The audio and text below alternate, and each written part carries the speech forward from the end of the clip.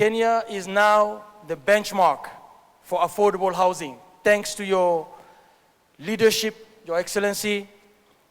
When I arrived here in Nairobi for the first time in 2016, I saw how Nairobi and Kenya looked like. And I moved out to Asia and came back again in 2023.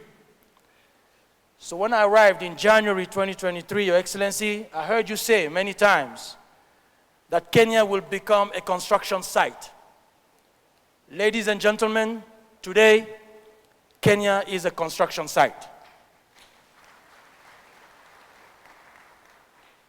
I've been to many places across the country, Your Excellency. I've been to Nanyuki, to Mukuru here in Nairobi. The governor is in the room. Nyeri, Nakuru, Kisumu, Homa Bay, where I actually started in January when we were there together to do the first inauguration of the first affordable housing program, which is a flagship today in Kenya, in Homa Bay. Kisumu, Eldoret, Machakos, Mombasa, Kakamega, Mandera, up north, Lamu. I've seen the country is under construction, Your Excellency, and this is not talks, this is action, this is results on the ground.